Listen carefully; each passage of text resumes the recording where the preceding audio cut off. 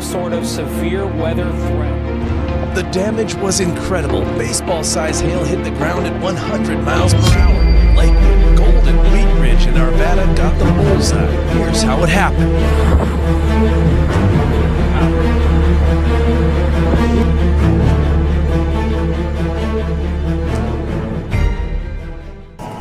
And we could feel kind of the humidity in the air. You could feel the uneasiness in the air. Algo está golpeando a Estados Unidos y esta vez se siente diferente. Barrios enteros desaparecieron en minutos bajo tornados violentos. El cielo lanzó granizo tan grande que atravesó techos, destruyó autos y dejó ciudades irreconocibles. Incendios gigantes consumieron miles de hectáreas mientras el aire se volvía irrespirable y el horizonte parecía cubierto de sangre. Y en medio de todo eso, comenzaron a aparecer cosas que no encajan. Criaturas marinas emergiendo donde no deberían estar. Silencios extraños cubriendo regiones enteras. Nubes oscuras girando lentamente sobre las llanuras, como si algo estuviera formándose encima del país. Eso es lo que está inquietando a tantas personas. No es solo destrucción, es la sensación de que todos estos eventos están conectados, como piezas dispersas de algo mucho mayor, y quienes lo están viviendo dicen lo mismo. Algo cambió. En este video vamos a explorar qué está ocurriendo realmente en Estados Unidos, por qué tantos creen que no se trata de simples fenómenos naturales y qué relación podría tener todo esto con advertencias que fueron escritas hace miles de años.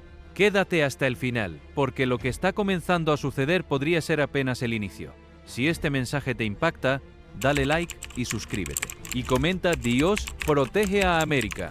En los estados del centro de los Estados Unidos, el terror que desatan las tormentas de granizo y los tornados no tiene la cortesía de avisar con tiempo. En Oklahoma, Kansas y el norte de Texas, el cielo atacó comunidades enteras con una velocidad aterradora que solo dejaba tiempo para una cosa: correr. En localidades como Wheatland y los pueblos rurales que la rodean, familias que llevan generaciones viviendo entre esas llanuras vieron cómo el granizo del tamaño de una pelota de béisbol destruía en minutos lo que había tardado décadas en construirse. Los techos que habían resistido decenas de temporadas de tormenta cedieron de golpe. Los automóviles quedaron aplastados más allá de cualquier reparación posible. Los graneros que habían sido el corazón económico de esas familias se desplomaron como si fueran de cartón.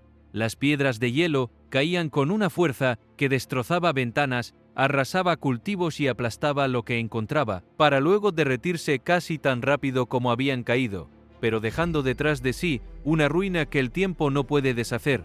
Y mientras el granizo todavía repicaba en los techos que quedaban, llegaban los tornados. No uno solo, un embudo tocaba el suelo en un punto, y luego, como si la propia tormenta estuviera pariendo, generaba un segundo embudo, y a veces un tercero, en zonas cercanas. Los vientos cambiaban de dirección sin ningún aviso previo, lanzando escombros a lo largo de carreteras y campos abiertos, disparando nuevas advertencias de tornado a kilómetros del frente original. El cielo tomaba ese tono que quienes lo han visto una vez nunca olvidan: verde oscuro, espeso y antinatural, como si la atmósfera misma estuviera enferma de algo que no tiene nombre médico. El rugido de la tormenta se extendía por las llanuras abiertas, con una frecuencia que se sentía en el pecho antes de escucharse con los oídos, como si el sonido mismo viniera de dentro y no de afuera. Cientos de personas evacuaban en pánico, sin saber si cuando volvieran encontrarían algo en pie. Algunos, sin embargo, no se movían. Se quedaban en sus patios o en sus refugios, aferrados a lo poco que tenían, como si creyeran que mantenerse firmes frente a lo imposible era lo único que les quedaba. La destrucción no se limitaba a las llanuras. Un tornado poderoso pasó directamente sobre una iglesia histórica y varias manzanas de edificios centenarios, derribándolos mientras los equipos de rescate corrían para mantenerse al ritmo de una tormenta que se movía más rápido y se multiplicaba más agresivamente de lo que nadie esperaba. En toda la región, los brotes seguían apareciendo con una regularidad que comenzaba a resultar imposible de ignorar. Diferentes pueblos, diferentes condiciones, pero siempre el mismo patrón aterrador: el cielo oscureciéndose primero, el granizo golpeando después, y luego el nacimiento de esos embudos que se tuercen sobre sí mismos y lo consumen todo. Para quienes leen tanto el cielo como las escrituras, este tipo de patrón de tormentas inusual trae a la memoria advertencias que llevan siglos escritas. En Job 37, 9 de octubre está escrito: «Del sur viene la tempestad y el frío de los vientos del norte. Por el soplo de Dios se forma el hielo y la vasta extensión de las aguas se solidifica». Y más adelante, en Isaías 30, «El Señor hará oír su voz majestuosa y hará descender su brazo con furor ardiente. Llama de fuego devorador, aguacero, tormenta e inundación de granizo».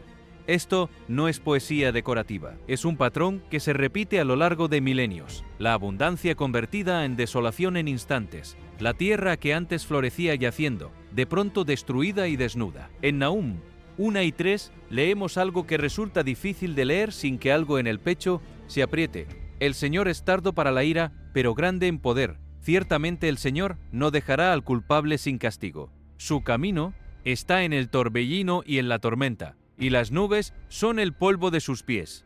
Desde la plaga de granizo, que quebrantó el orgullo del Egipto de los faraones en Éxodo 9, hasta el torbellino desde el que Dios le habló directamente a Job en medio de su angustia. El Todopoderoso ha usado la furia de los cielos para demostrar algo que el poder humano nunca podría demostrar, que por encima de todo lo que el hombre construye y llama permanente, existe una autoridad que no necesita pedir permiso. Hubo una vez una nación que reconocía eso. Una nación edificada sobre la fe, sobre las Escrituras, sobre el temor de Dios. Una nación que lo inscribía en su moneda, que lo invocaba en sus momentos de mayor crisis, que abría sus sesiones legislativas con una oración, y ahora esa misma base parece estar cediendo. La fe se ha vuelto más silenciosa. La verdad se ha vuelto negociable.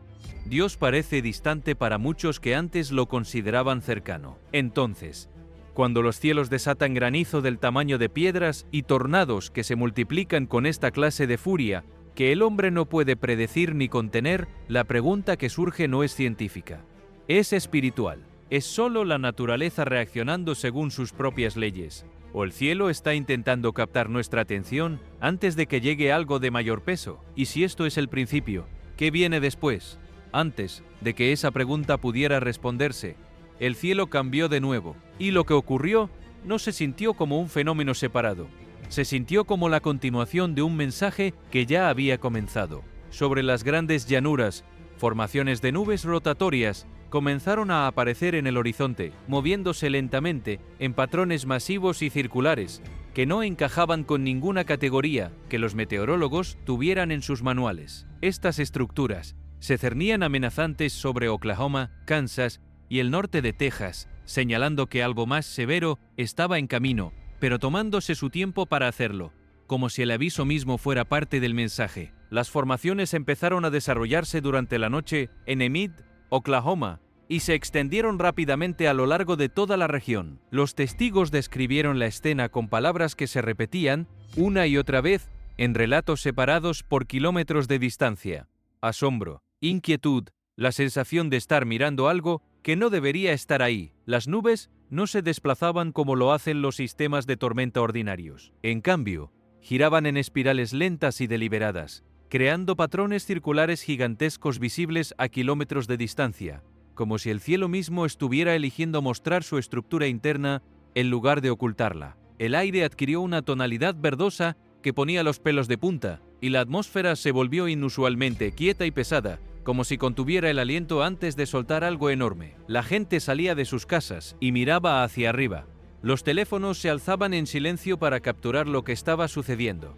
No cayó granizo, ningún tornado tocó el suelo, ninguna destrucción ocurrió en ese momento. Y, sin embargo, lo que flotaba en ese cielo verde y quieto era más inquietante que cualquier tormenta con lluvia y trueno, porque era una advertencia pura, sin el alivio de la destrucción que ya pasó. Algo poderoso está en camino y todavía no ha llegado. Los meteorólogos emitieron alertas urgentes sobre un posible clima severo en las horas siguientes.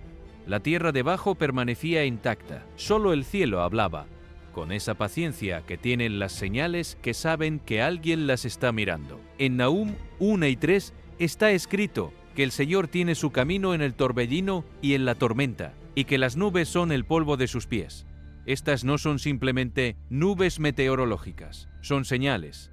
A lo largo de las Escrituras, Dios ha usado los propios cielos para hablar a las generaciones que se daban el trabajo de mirar, columnas de nube de día, fuego de noche y maravillas extrañas en el firmamento como advertencias para quienes estuvieran dispuestos a levantar los ojos y prestar atención.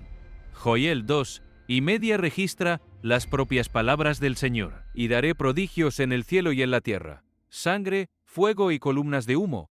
Las formaciones rotatorias, suspendidas sobre las grandes llanuras, se sienten como un eco moderno de esas palabras antiguas, visibles, innegables y cargadas de un significado que la ciencia puede intentar catalogar pero no puede agotar, porque el cielo no se mueve fuera del control de Dios. Cuando patrones de nubes extraños comienzan a girar en advertencias sobre ciudades y llanuras, desgarran la ilusión del control humano y obligan a enfrentar una verdad incómoda. La sensación de seguridad en la que vivimos es más frágil de lo que queremos creer.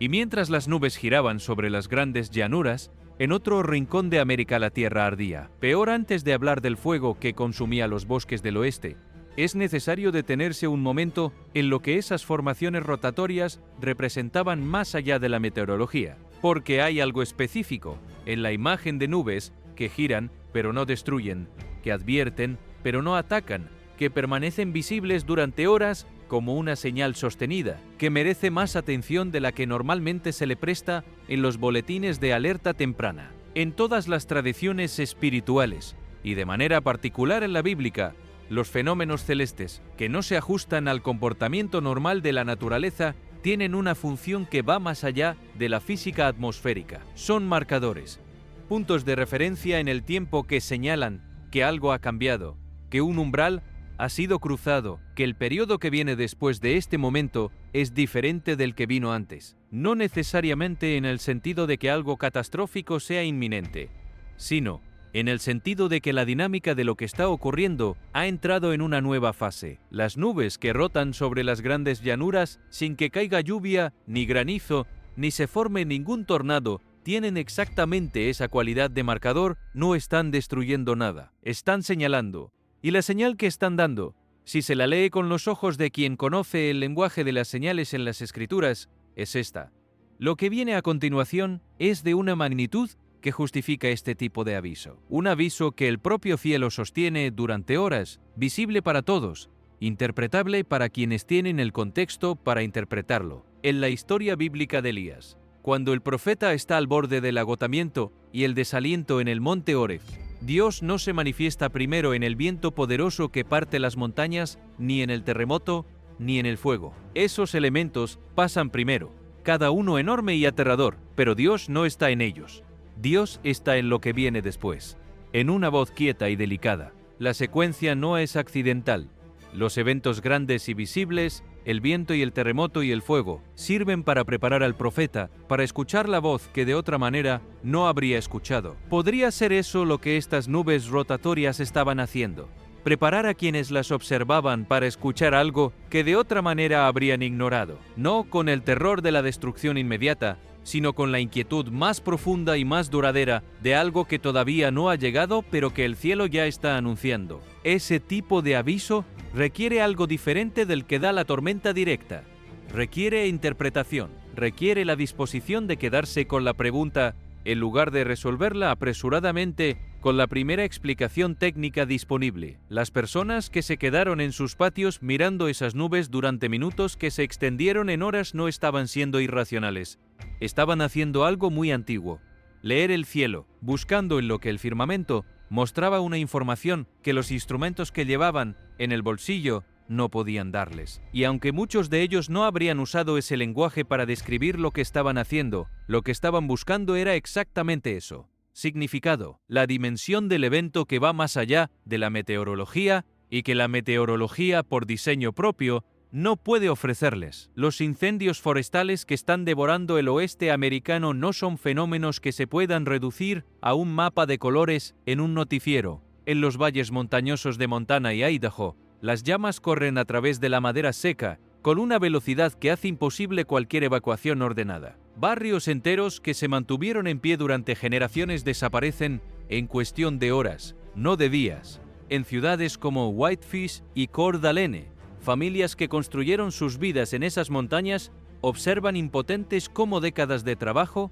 de recuerdos, de historia familiar. Son engullidas por el fuego sin que haya nada que hacer más que alejarse. Las ráfagas de viento capturan las brasas y las transportan por encima de ríos y autopistas, encendiendo nuevos focos muy lejos del frente original, como si el incendio tuviera la capacidad de elegir sus próximos objetivos. El humo espeso cubre la región entera, convirtiendo la luz del día en una bruma anaranjada que se extiende hasta Billings y Spokane, hasta ciudades que están a horas de distancia del frente activo del fuego. El aire pica en la garganta, los ojos escuecen.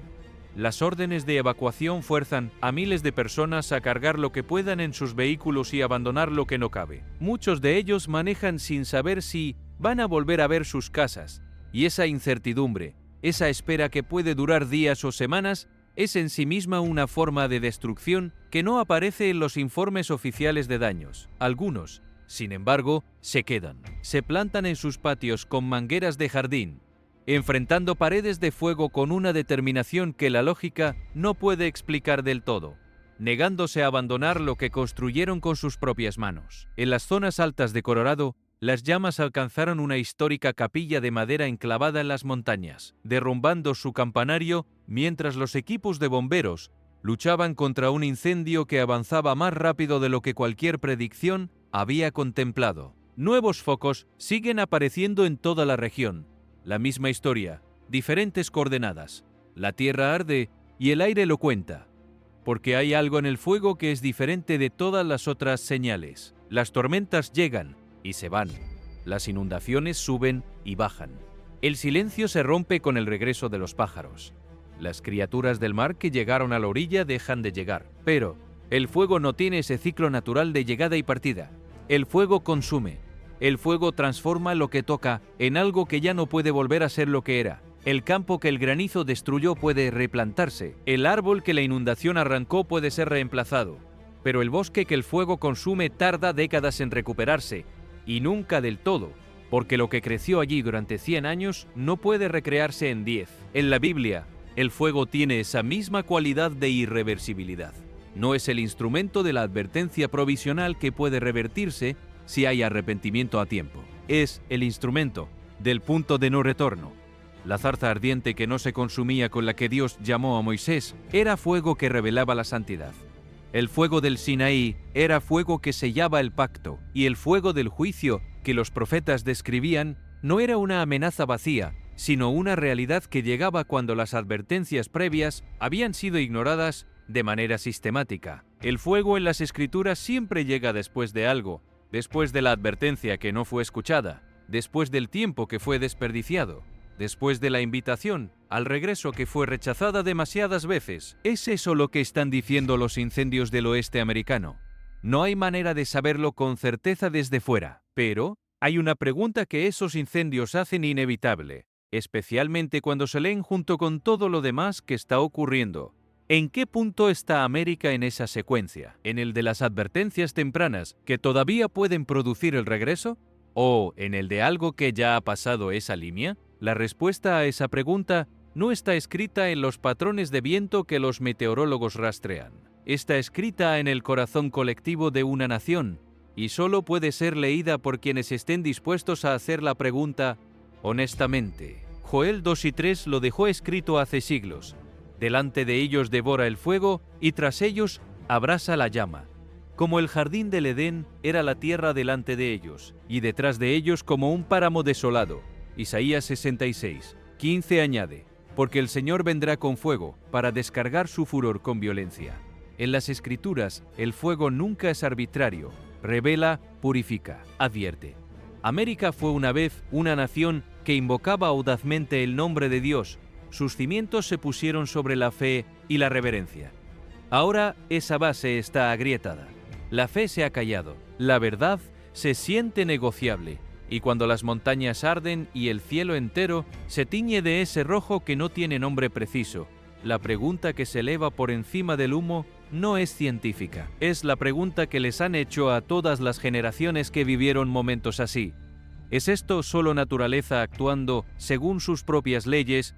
¿O hay algo más que está intentando hablar antes de que sea demasiado tarde? A lo largo de las orillas del río Mississippi, Algo diferente pero igualmente inquietante estaba ocurriendo. Una sequía severa y prolongada había empujado la línea del agua mucho más allá de lo que la mayoría de los residentes de la región habían visto en toda su vida. Lo que estaba quedando expuesto no era simplemente lecho seco de río, eran restos de algo que el agua había guardado celosamente durante siglos, fundaciones de piedra, fragmentos de antiguos montículos, herramientas desgastadas y piezas de estructuras talladas que emergían lentamente desde debajo de capas de barro negro y sedimento compacto. Algunas de estas formaciones, según los expertos que acudieron a examinarlas, tendrían más de 1000 años de antigüedad, posiblemente vinculadas a las civilizaciones nativas americanas que prosperaron a lo largo del Gran Río mucho antes de que cualquier colono europeo pisara estas tierras. Al principio, los restos parecían dispersos, fragmentos aislados que podrían haber llegado allí de cualquier forma y en cualquier época, pero a medida que las aguas seguían retrocediendo día tras día, los patrones comenzaron a volverse inconfundibles. Las fundaciones de piedra no estaban puestas al azar. Las estructuras que emergían guardaban una geometría que no era accidental, algo que había sido construido con propósito, con intención, con el conocimiento de una civilización que entendía este río de una manera que ya no recordamos. Los testigos que se acercaban al borde de esa franja de tierra recién expuesta describían algo que iba más allá de la curiosidad arqueológica. Había un silencio diferente allí, no el silencio de la ausencia, sino el silencio de algo que lleva mucho tiempo esperando ser encontrado. El suelo húmedo y oscuro que pisaban resonaba de otra manera, como si supiera que estaba siendo observado después de siglos de oscuridad y agua encima. Algunos investigadores, en conversaciones privadas lejos de las cámaras, admitían que hay cosas que la ciencia puede medir y cosas que simplemente se sienten en un lugar, y que a veces ambas ocurren exactamente en el mismo punto. Las palabras de Jesús hablan directamente a este momento. En Lucas 8 y 17 está escrito: «Porque nada hay oculto que no haya de manifestarse, ni escondido que no haya de conocerse y salir a luz». Esto es más que una declaración sobre la verdad en abstracto. Es una promesa sobre el tiempo, sobre el momento en que lo que ha permanecido oculto finalmente tiene que salir. Las Escrituras enseñan que ese momento no llega al azar, llega con propósito, marcando un punto de inflexión en la historia de una nación o de una era. En Isaías 44, 27, el Señor dice: «El que dijo al abismo, sécate, y haré que tus ríos se sequen». Cuando Dios permite que las aguas se retiren, en la tradición bíblica, eso no es un fenómeno neutral, es una declaración. En los días de Noé, las aguas retrocedieron para revelar un mundo que había sido juzgado y que iba a comenzar de nuevo. En otros momentos de las Escrituras, caminos secos aparecieron donde nadie debería poder caminar. Y en esos caminos hubo tanto escape como exposición al mismo tiempo. Lo que se revela cuando las aguas se retiran nunca es solo tierra y barro, es tiempo, es historia. Es lo que había estado esperando debajo. ¿Qué significa entonces que uno de los ríos más simbólicos de América empiece a mostrar lo que lleva siglos cubriendo, en un momento en que la nación lucha con una división que muchos describen como la peor en décadas, con una distancia espiritual que se palpa en la conversación pública, con una fe que para muchos se ha reducido a una etiqueta en lugar de una convicción viva? ¿Qué significa que la propia tierra empiece a exponer sus capas más profundas? Las Escrituras no hablan solo de bendiciones, también hablan de corrección. Cuando un pueblo se aleja demasiado de lo que fue su fundamento, cuando la verdad se relativiza y la fe se convierte en decoración, Dios no siempre responde con más silencio. A veces permite que los cimientos se sacudan y que las cosas ocultas salgan a la luz. El Mississippi es más que un accidente geográfico. Es la columna vertebral de media América, el sistema sanguíneo de una nación construida a lo largo de sus orillas durante siglos. Cuando ese río baja de nivel de manera tan dramática que empieza a mostrar lo que lleva siglos cubriendo, algo ocurre también en la psicología colectiva de quienes lo contemplan. Los ríos representan, en el imaginario humano y en la tradición bíblica, continuidad y vida. Un río que retrocede no solo expone tierra, expone tiempo, expone lo que el agua decidió preservar durante generaciones, y lo hace en el momento en que el río ya no puede o ya no quiere seguir guardándolo. Los arqueólogos y los investigadores que llegaron a la zona describían la experiencia como caminar por un museo que nadie sabía que existía, uno cuyos objetos no tienen fichas de catalogación ni etiquetas explicativas. Cada cosa que el barro devolvía traía consigo preguntas que no tienen respuesta fácil. ¿Quién la hizo? ¿Con qué propósito? ¿Qué le pasó a la gente que la creó? Las herramientas de piedra, perfectamente trabajadas, pero sin paralelo en los catálogos académicos modernos.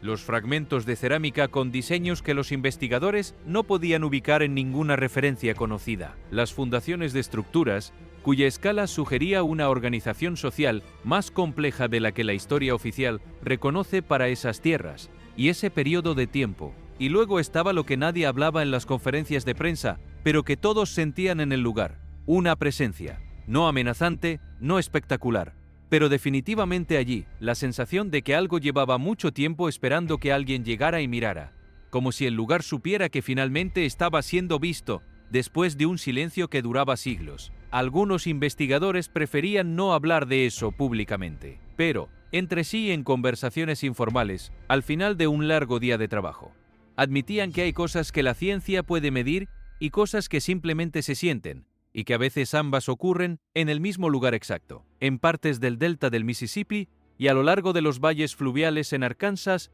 y Luisiana.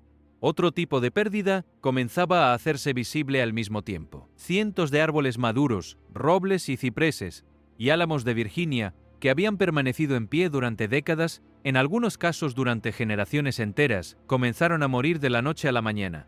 No lentamente, no con el proceso gradual de la enfermedad, donde primero aparecen manchas en la corteza, luego las ramas se curvan, luego el árbol se va apagando en el transcurso de meses o años. De repente, un día estaban verdes y vivos, con toda la densidad de follaje del pleno verano. Al siguiente se erguían secos, frágiles y grises, como si algo simplemente les hubiera sido retirado sin previo aviso, sin proceso, sin transición. Lo que hacía esto todavía más inquietante era el patrón en que ocurría. Los árboles a su lado, los que crecían exactamente en el mismo suelo, que bebían del mismo agua subterránea, que respiraban el mismo aire, permanecían intactos, completamente saludables, completamente inafectados, completamente ajenos a lo que había pasado junto a ellos. La muerte era selectiva, y esa selectividad era lo que hacía imposible explicarla solo con variables ambientales. Los científicos examinaron el suelo alrededor de los árboles muertos, analizaron las raíces, tomaron muestras de la corteza, buscaron parásitos, hongos, toxinas, cualquier cosa que explicara un colapso tan repentino y tan localizado. No encontraron nada, no había causa visible, solo el resultado: árboles que ayer estaban vivos y que hoy ya no lo estaban. Quienes caminaron por esas arboledas silenciosas describían una sensación que iba más allá de la pérdida ordinaria. No era la tristeza de ver un árbol enfermo que luchaba por sobrevivir. Era algo diferente: ausencia. Como si la vida misma hubiera sido retirada de esos troncos, no destruida ni consumida, sino simplemente quitada. Hay una diferencia entre algo que muere y algo al que le quitan el aliento. La primera es un proceso que tiene lógica biológica. La segunda es una decisión. En Joel 1:12 está escrito: la vid se secó, el higueral languidece, el granado, también el palmero y el manzano. Todos los árboles del campo se secaron. Este pasaje no era solo una descripción de sequía agrícola, era una advertencia, una señal de que la condición de la tierra reflejaba algo sobre la condición del pueblo que vivía en ella. E Isaías 40:7 lo dice de una manera que resulta difícil sacudir: la hierba se seca, la flor se marchita, porque el viento del Señor sopla sobre ella. En tiempos del Egipto bíblico, las plagas llegaron no solo para castigar, sino para revelar y exponer los límites del poder humano y la autoridad de Dios sobre todas las cosas. Y cuando la vida se retira de manera súbita e inexplicable, de forma selectiva en lugar de indiscriminada, la pregunta que flota en el aire de esos bosques silenciosos es la misma que todas las señales de esta secuencia han estado haciendo de distintas maneras. ¿Qué es exactamente lo que se está retirando y por qué ahora? Hay algo en la imagen de ese árbol, verde ayer, gris hoy, que no es fácil de sacudir de la mente. No porque la muerte de un árbol sea algo extraordinario en sí misma, Los árboles mueren todo el tiempo, por sequía, por enfermedad, por hongos, por el simple paso del tiempo. Lo extraordinario no es la muerte, es la manera.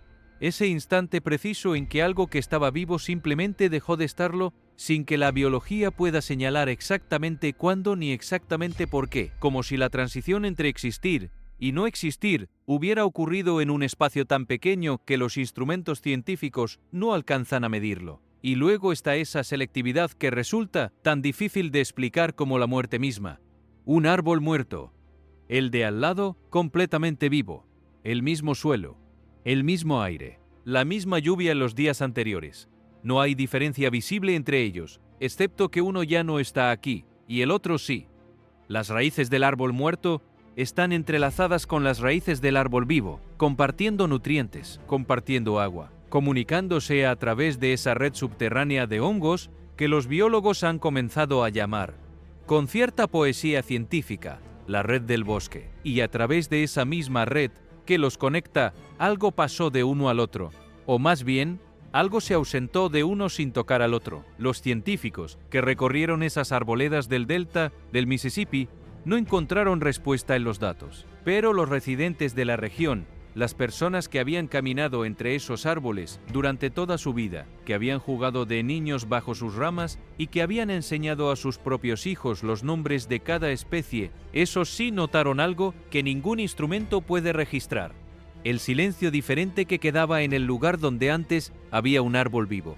No era solo la ausencia del árbol, era la ausencia de todo lo que el árbol sostenía. Las aves que anidaban en sus ramas, los insectos que vivían en su corteza, la sombra que proyectaba a cierta hora de la tarde, en cierto ángulo que todos conocían sin haber tenido que aprenderlo conscientemente. Cuando un árbol muere de esta manera, no solo el árbol desaparece, desaparece un mundo entero que dependía de él. En la tradición bíblica, las plantas y los árboles nunca son simples elementos decorativos del paisaje. Son indicadores, son el termómetro espiritual de una tierra. Cuando la tierra está bien, cuando sus habitantes están en relación correcta con su creador, los árboles florecen, los campos producen, las aguas corren limpias. Y, cuando esa relación se rompe, cuando un pueblo abandona el camino que le fue dado, la tierra responde. No porque la tierra tenga conciencia propia, sino porque Dios habla a través de todo lo que creó. En Levítico 26, las promesas y las advertencias están escritas con una claridad que incomoda. Si el pueblo obedece, la lluvia vendrá a tiempo y la tierra dará su fruto. Si no obedece, el cielo será como hierro y la tierra como bronce. No hay manera más concreta de decirlo. Las condiciones de la tierra están vinculadas a las condiciones del corazón de quienes la habitan. Es eso lo que está ocurriendo ahora. Es la tierra respondiendo a algo que ocurre en el plano espiritual de una nación que una vez fundó su identidad en la fe y que ahora parece haberla convertido en una reliquia cultural, en lugar de en una convicción viva. La pregunta no es retórica, es la misma pregunta que los profetas de Israel hacían a su propio pueblo cuando los árboles se secaban, cuando los ríos bajaban de nivel, cuando el cielo se cerraba y la lluvia no llegaba. No era una pregunta de geofísica, era una pregunta de relación. ¿Qué ha pasado entre nosotros y Dios para que la tierra responda de esta manera? Esa pregunta no tiene respuesta fácil, pero tampoco puede ser ignorada cuando los datos del mundo físico empiezan a acumularse de maneras que desafían las explicaciones puramente naturalistas. Un árbol muerto es un dato. 1000 árboles muertos de la noche a la mañana en un patrón selectivo e inexplicable, mientras sus vecinos permanecen intactos. Es algo más, es una pregunta escrita en el paisaje con una letra que todos pueden leer aunque nadie esté del todo seguro de cómo responderla. La misma pregunta se levantaba frente al río, porque el Mississippi, que retrocedía y exponía sus secretos, no era solo un fenómeno hidrológico.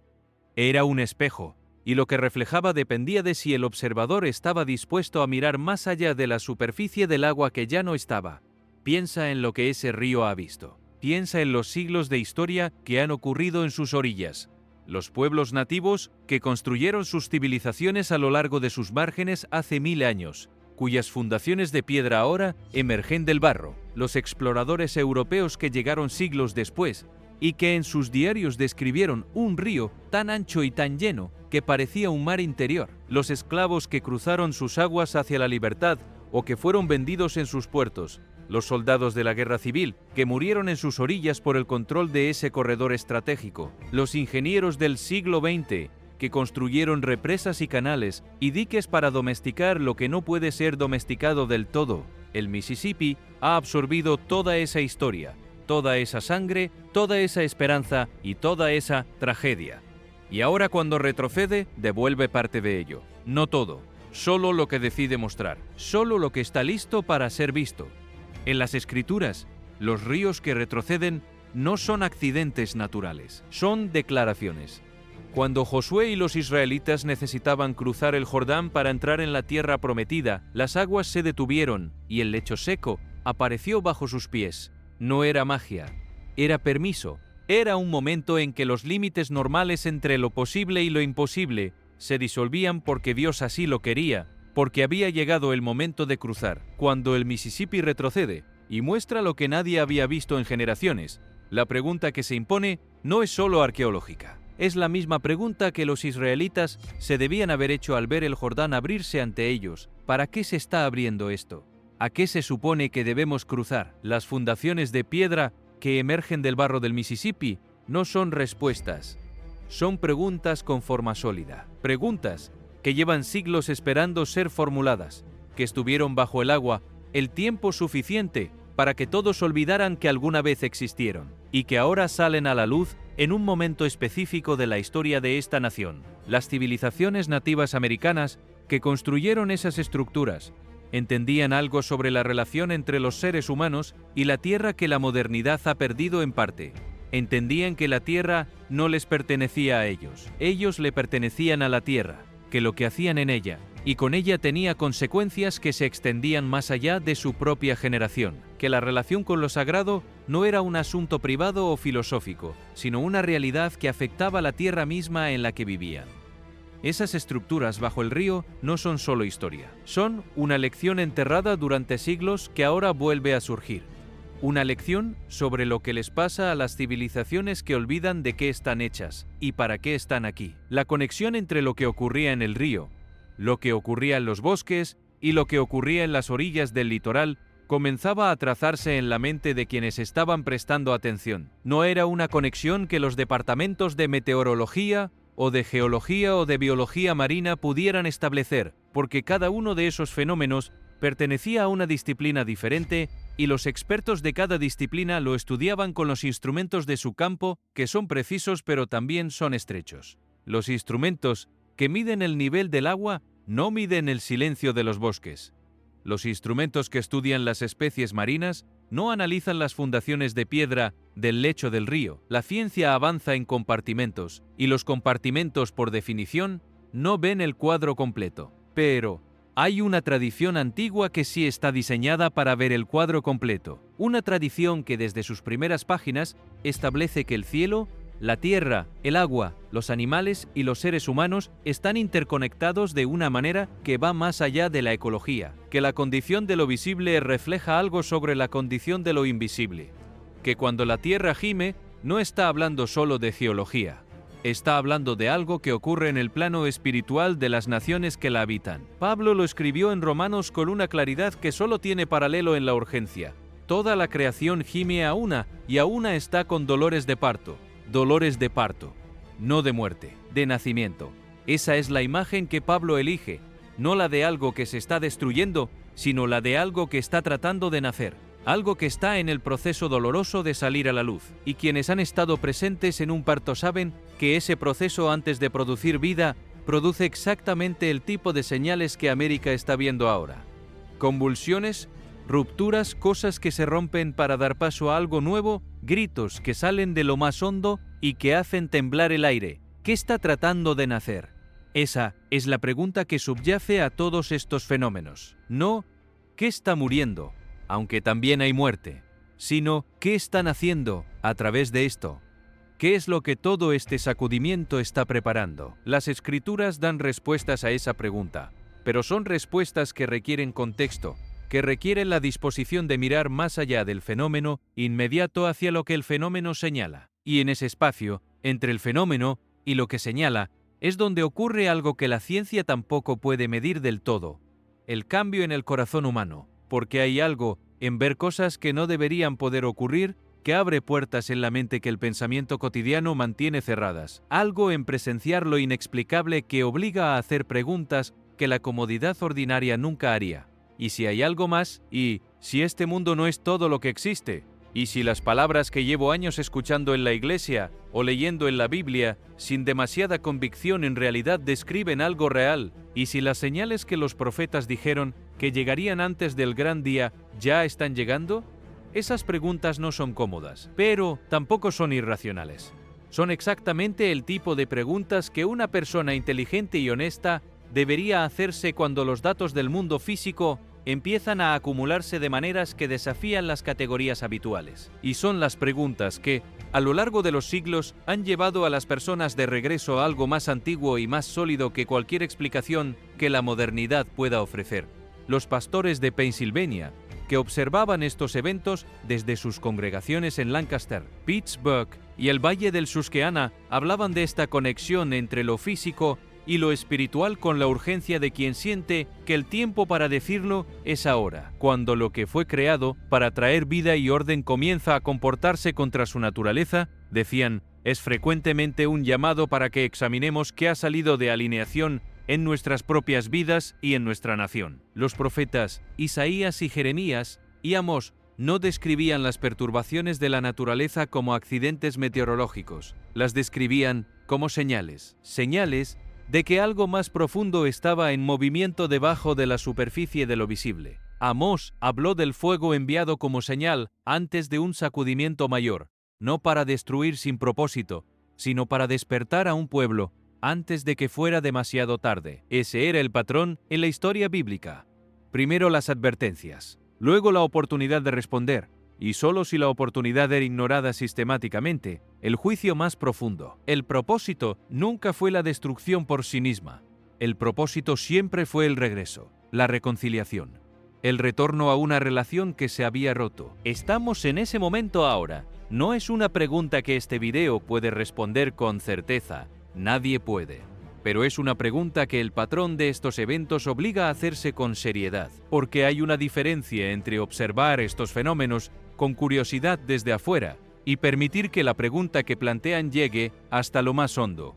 La primera es la respuesta natural del espectador. La segunda es la respuesta que estos eventos parecen estar invitando. Mientras el río exponía sus secretos milenarios y los bosques perdían su vida de la noche al día, algo comenzó a aparecer en las orillas del litoral que tampoco pertenecía allí. A lo largo de diferentes tramos de costa, empezaron a llegar criaturas que no deberían poder estar en ese lugar.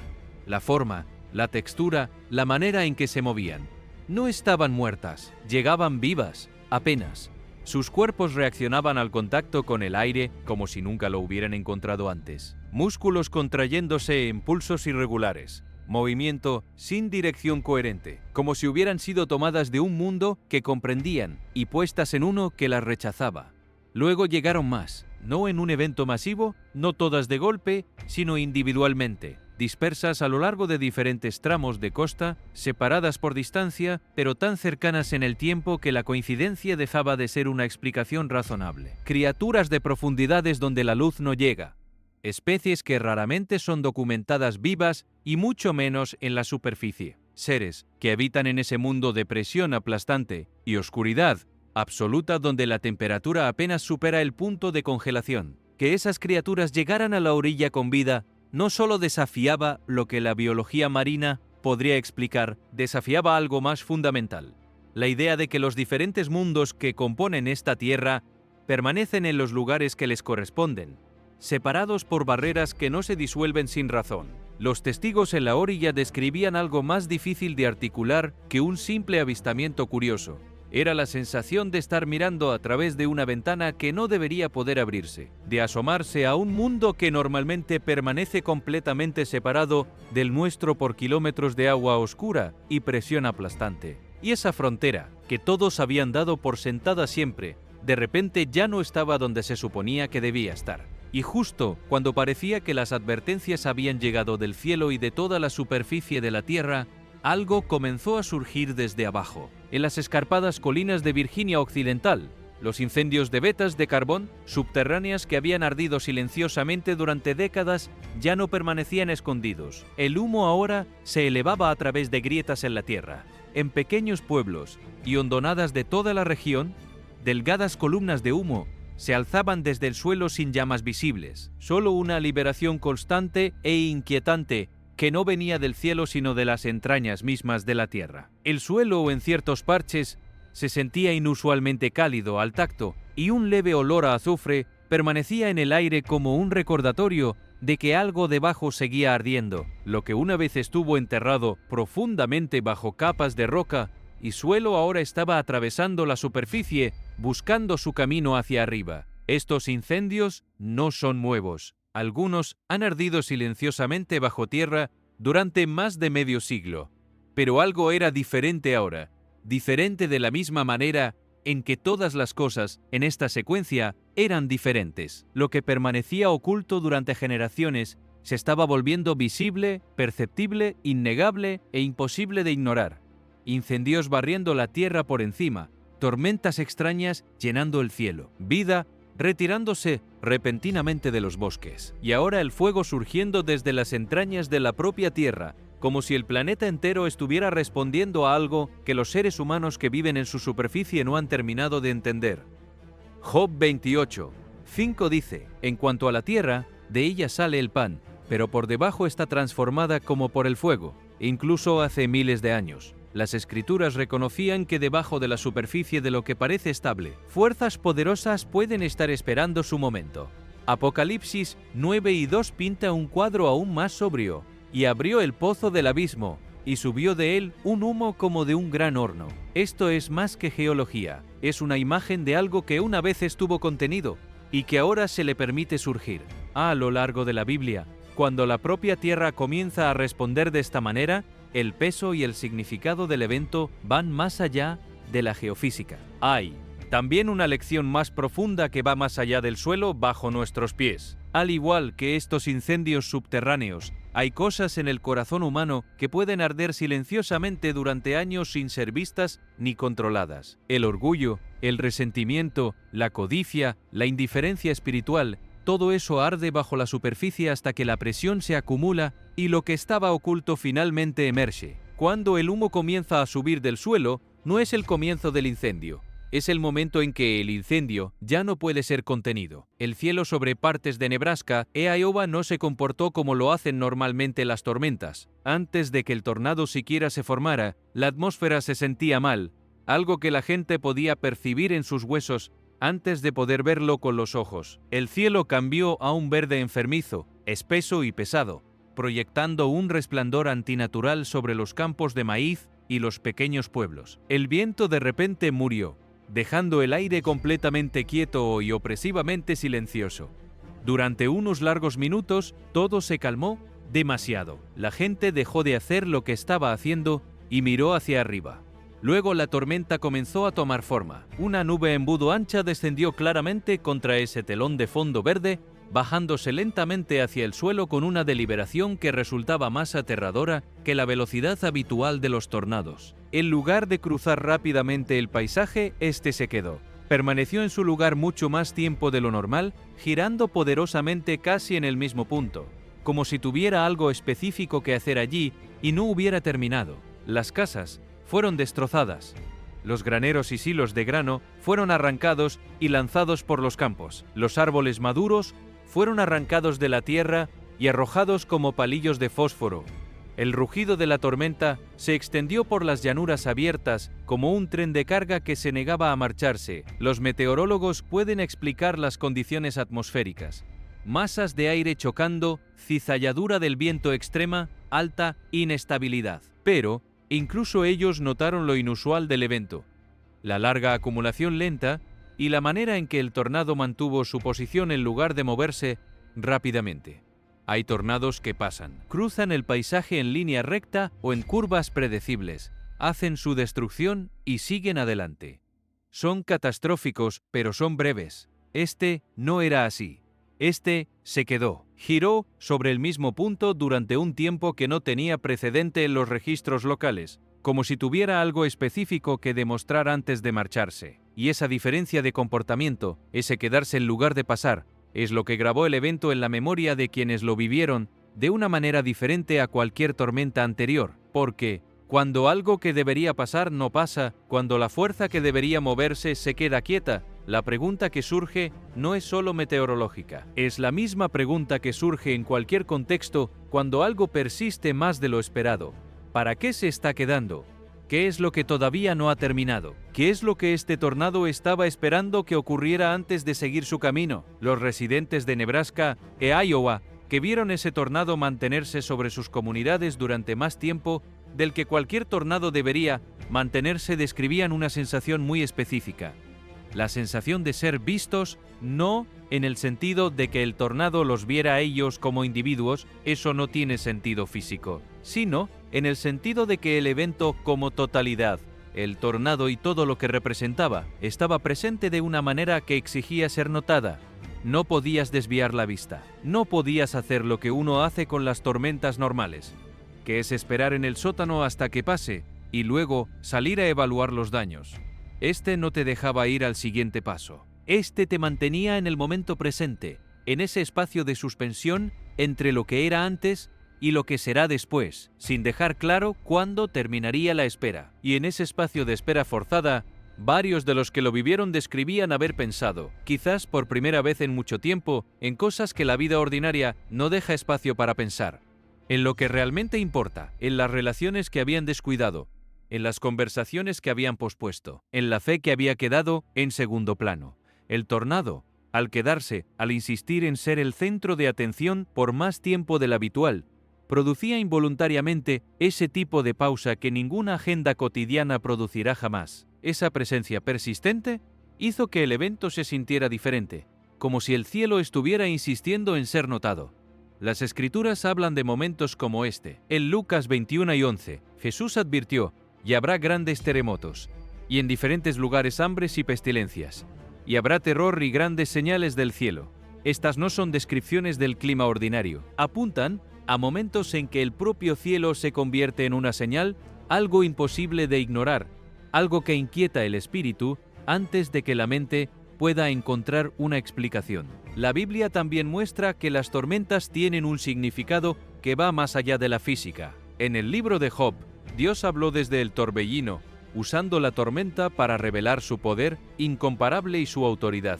El tempestuoso nunca fue aleatorio. Fue una demostración de que incluso las fuerzas más aterradoras de la naturaleza permanecen bajo su control. Cuando los cielos toman ese color antinatural, cuando el aire se vuelve pesado y una tormenta se niega a pasar rápidamente, obliga a una pregunta que la meteorología sola no puede responder. ¿Es esto simplemente otro evento climático severo? ¿O es un recordatorio de cuán frágil es realmente nuestro control sobre las cosas que creemos haber dominado? En varias áreas, los totales de lluvia registrados no coincidían con lo que estaba ocurriendo en el terreno. Los números mostraban una precipitación moderada, nada inusual para esa región. Pero la respuesta del agua contaba una historia diferente. No era solo cuánta agua había, era qué tan rápido se movía y con qué determinación lo hacía. La gente lo describía de la misma manera, incluso cuando no estaban en el mismo lugar, incluso cuando sus relatos llegaban de ciudades separadas por cientos de kilómetros. No decían que el agua subía, decían que atravesó como si tuviera algún otro lugar a donde ir. Los vehículos estacionados a lo largo de la calle quedaron atrapados a mitad de posición, no sumergidos lentamente, sino repentinamente rodeados. Algunos fueron empujados de lado, no por olas, sino por una fuerza consistente con dirección. Cubos de basura, letreros, objetos sueltos, todos comenzaron a moverse en la misma dirección, como si siguieran un camino ya trazado. Y ese fue el detalle que quedó con la gente después. El movimiento tenía dirección. No una expansión aleatoria, no un desbordamiento en todas las direcciones. Un camino como si el agua supiera a dónde iba. Algunas calles se llenaron mientras que otras, a solo una manzana de distancia, permanecieron en su mayor parte intactas. Las intersecciones se convirtieron en líneas divisorias donde el agua se detenía en un lado y avanzaba en el otro. No se nivelaba con el tiempo como suele hacerlo el agua de inundación, mantenía su forma. Los equipos de emergencia se movilizaron, pero incluso ellos notaron la inconsistencia. Zonas marcadas como de bajo riesgo resultaron ser las más afectadas. Mientras tanto, las ubicaciones conocidas históricamente como propensas a inundaciones informaron menos daños de lo esperado. El agua no estaba siguiendo el mapa que la experiencia acumulada había dibujado, y luego, tan rápido como llegó, comenzó a desacelerarse. No gradualmente, no a lo largo de horas. Simplemente aflojó. La fuerza que había empujado todo hacia adelante perdió su impulso, dejando atrás una quietud que se sentía tan antinatural como el propio oleaje. El agua permaneció, pero el movimiento se detuvo. Los escombros se asentaron donde habían sido arrastrados. Los vehículos quedaron en ángulos que no coincidían con cómo habían estado estacionados, y el sonido cambió. Un momento antes todo era ruido, agua corriendo, metal raspando, gritos distantes. Sin continuación, sin tormenta persistente encima, sin oleada de seguimiento. Solo agua y la ausencia de lo que debería haber venido después. Hay algo en la manera en que el agua se mueve que habla a algo muy primitivo en el ser humano. Los ríos, los océanos, la lluvia, la inundación. En todas las culturas y en todas las épocas, el agua ha cargado un peso simbólico que va mucho más allá de su composición química. Es el principio de la vida y también su fin potencial. Es lo que nutre y también lo que ahoga. Es lo que corre libre y también lo que puede ser represado, controlado, dirigido. En la Biblia, el primer acto de la creación involucra al Espíritu de Dios moviéndose sobre la superficie de las aguas. Y el primer juicio sobre la humanidad llega precisamente a través del agua que sube y cubre todo lo que había sido construido. Cuando el agua comienza a comportarse de maneras que no se ajustan a ningún patrón conocido, cuando se mueve con una dirección que el terreno no explica, y luego se detiene de una manera que tampoco el terreno explica. El significado simbólico de ese comportamiento no desaparece simplemente porque tengamos mejores instrumentos para medirlo que las generaciones anteriores. Lo que los testigos de estos eventos describían con sus palabras, a veces con dificultad para encontrar el vocabulario exacto, era precisamente eso, la sensación de que el agua estaba siendo usada, no simplemente fluyendo según las leyes de la gravedad y la hidrostática, sino siendo dirigida con un propósito que la gravedad y la hidrostática solos no podían explicar. No fue solo lo que el agua hizo, fue lo que no hizo, porque en el comportamiento de estas inundaciones inusuales había también una selectividad que resultaba tan inquietante como la de los árboles que morían sin razón visible. El agua avanzaba por un lado de la calle y no por el otro. Alcanzaba ciertos puntos y se detenía como si hubiera una frontera invisible. No seguía el mapa de riesgo de inundaciones que los planificadores urbanos habían elaborado con datos de décadas. Seguía su propio mapa, uno que nadie había dibujado y que nadie podía leer con las herramientas habituales. Y cuando se retiró, lo hizo con la misma rapidez con que llegó, sin el proceso gradual de drenaje que normalmente sigue a una inundación. Quienes respondieron a esos eventos describían la experiencia como fundamentalmente diferente de otras inundaciones que habían atendido, no en la magnitud del daño, sino en la textura de lo que había ocurrido. Había una cualidad en ese agua que los que lo vivieron notaban, pero que resultaba muy difícil de transmitir a quienes no habían estado allí. Era como si el agua hubiera tenido prisa, como si tuviera un destino y un horario, y no tuviera tiempo para el proceso normal de subir y bajar gradualmente. Llegó, hizo lo que vino a hacer, y se fue. Esa prisa, esa direccionalidad, ese ritmo que no encajaba con ningún modelo hidrológico establecido, son los elementos que hacen de este fenómeno algo más que otro episodio de mal tiempo en una era de clima extremo. Tomados en aislamiento, los elementos individuales tienen explicaciones. Juntos, el patrón plantea una pregunta que solo puede responderse si se está dispuesto a considerar que no todo lo que ocurre en el mundo físico tiene únicamente causas físicas. Esa es la incomodidad central de todos estos eventos. No es que sean inexplicables en el sentido de que la ciencia no tenga ninguna teoría al respecto. Es que ninguna teoría individual alcanza para explicar el patrón completo. La ciencia explica la tormenta, explica el fuego subterráneo, explica el varamento de criaturas marinas, explica la sequía, explica la muerte de los árboles, pero la ciencia no está equipada para explicar por qué todas esas cosas ocurren al mismo tiempo, en la misma nación, con la misma cualidad inquietante de señal que se repite en registros diferentes. Esa es la brecha que las escrituras llevan siglos intentando llenar, no reemplazando a la ciencia, sino añadiéndole una dimensión que los instrumentos físicos no pueden capturar por diseño propio. Los profetas del Antiguo Testamento no eran meteorólogos ni geólogos, pero eran observadores agudos de los patrones que conectaban el comportamiento de la naturaleza con el comportamiento espiritual de las naciones. Y uno de los patrones más recurrentes en su escritura es exactamente este.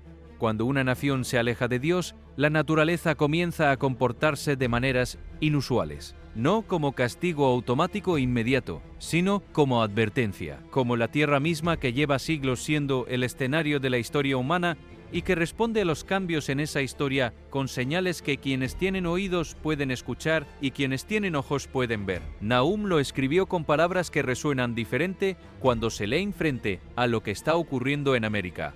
El camino del Señor está en el torbellino y en la tormenta.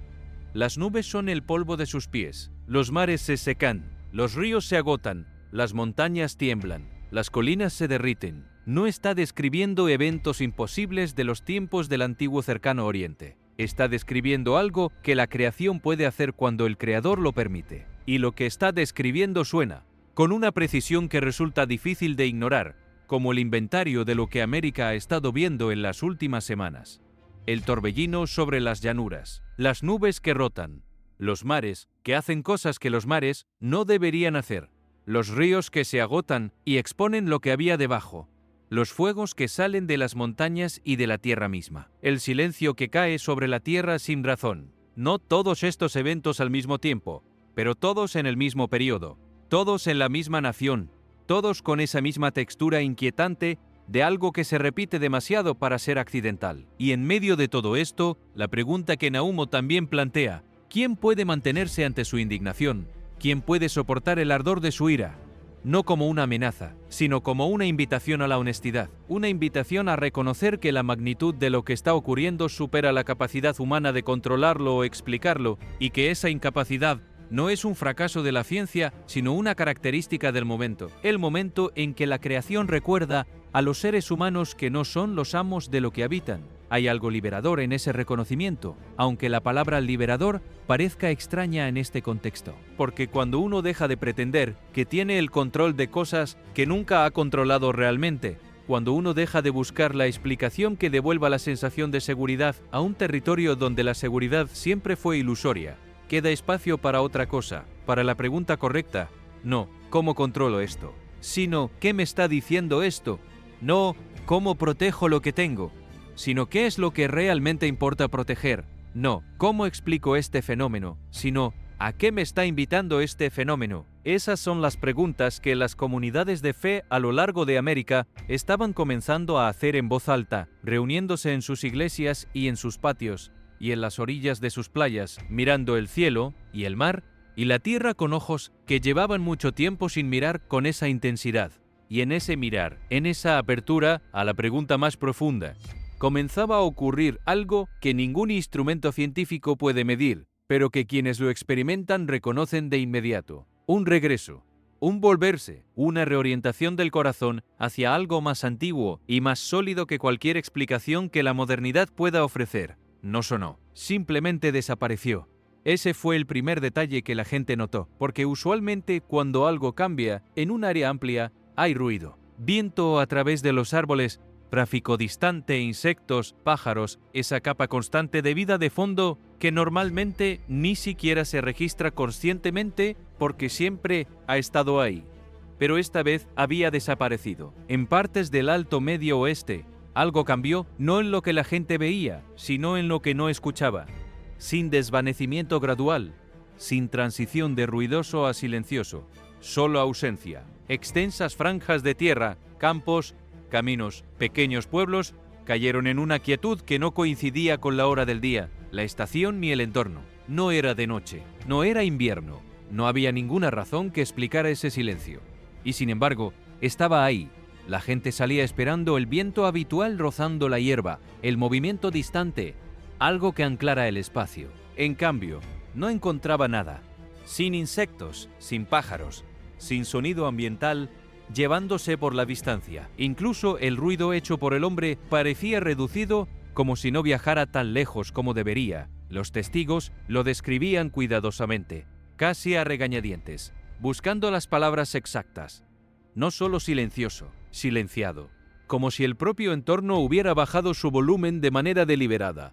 Y lo que lo hacía más inquietante era cuán extendido se sentía. No era una sola ubicación. No, estaba confinado a un pueblo o un campo. Los informes llegaban de diferentes áreas, geográficamente separadas, pero describiendo la misma condición. Un silencio que no pertenecía allí.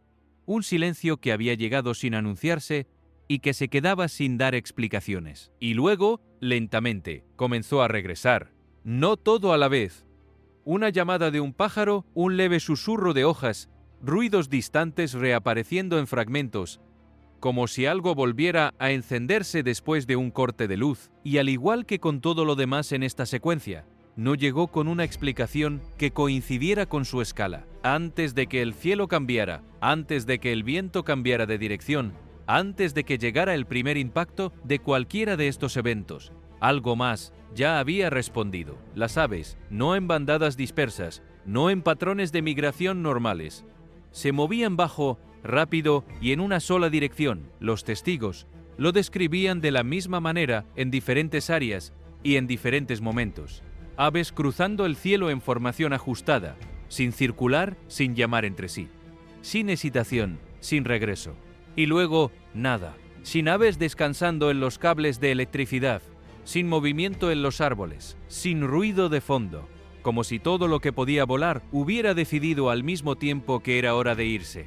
Los perros reaccionaron también, no durante los eventos, no en el momento del impacto. Antes, algunos comenzaron a deambular horas antes de que ocurriera cualquier cosa visible. Otros se negaron a quedarse afuera, retrocediendo hacia puertas que ni siquiera habían sido abiertas todavía. Algunos ladraron, no de manera continua, sino en ráfagas cortas y agudas dirigidas a nada visible, como si estuvieran respondiendo a algo que ocupaba espacio, pero que no podía verse, y luego se detuvieron, no porque las cosas se calmaran, sino porque lo que fuera que habían detectado ya había pasado su punto máximo. El patrón era consistente a lo largo de todos los eventos. Reacción antes de lo visible. Los pájaros se fueron antes de que el cielo cambiara. Los perros reaccionaron antes de que el viento cambiara. El silencio cayó antes de que el impacto llegara. En algunas áreas, el ganado mostró comportamientos similares. Las vacas se movieron hacia un lado del campo y se quedaron allí, agrupadas apretadamente, sin esparcirse ni pastar. Los caballos giraron sus cuerpos alejándose del espacio abierto y miraron en la misma dirección durante periodos prolongados, sin amenaza visible, sin desencadenante inmediato, solo alineación, como si algo los hubiera orientado. Hay razones por las que los animales reaccionan antes que los humanos. Detectan cambios que nosotros no podemos. Vibraciones, infrasonido, cambios en los campos electromagnéticos, variaciones de presión atmosférica demasiado sutiles para nuestros sentidos. En eventos aislados, esas explicaciones son suficientes. Pero esto no era aislado. Las reacciones no ocurrieron una vez. Ocurrieron antes de cada fase de esta secuencia, antes de que el cielo cambiara, antes de que el viento cambiara, antes de que el impacto llegara, antes de que el agua se moviera. Cada vez, algo respondía primero. No dramáticamente, sino con una consistencia que era imposible de ignorar. Hay algo en la reacción de los animales que obliga a hacer una pausa. No porque los animales sean profetas, no, porque sus respuestas tengan un significado sobrenatural en sí mismas, sino porque revelan algo sobre los límites del conocimiento humano que tendemos a olvidar en nuestra cotidianidad. Los animales detectan cambios que nosotros no detectamos. Eso es un hecho establecido, no una afirmación mística.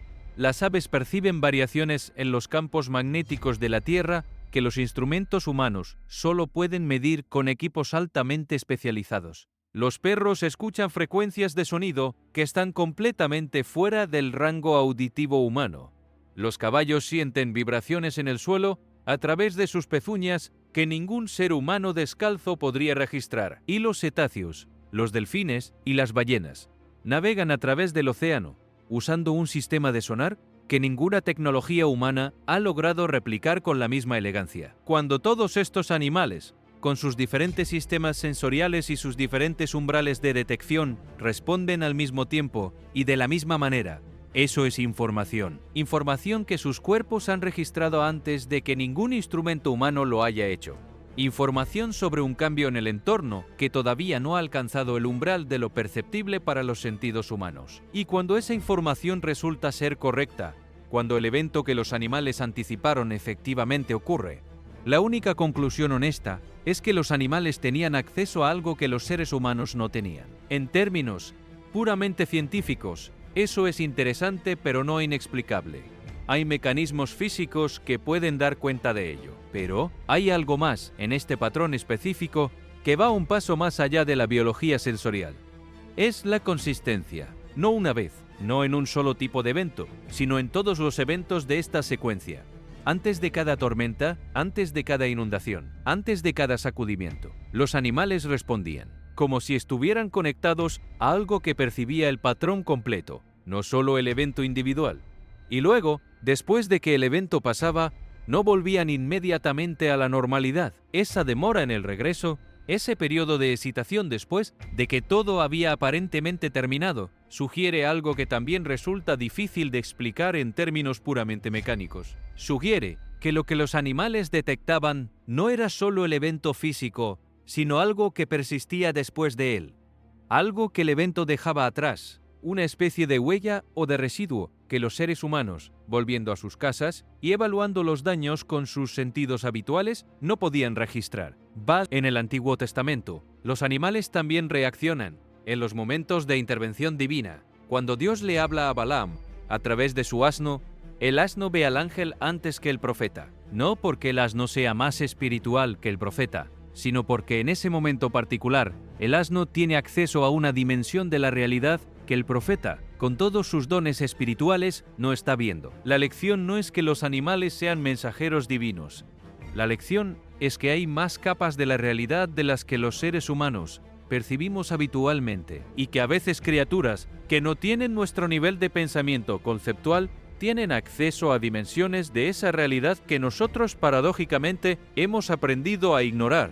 Los animales de las planicies y los bosques de América no están enviando mensajes proféticos, pero sí están registrando cambios que el aparato sensorial humano no detecta, y cuando esos cambios son consistentemente precursores de los eventos que estamos describiendo, la pregunta que surge es natural.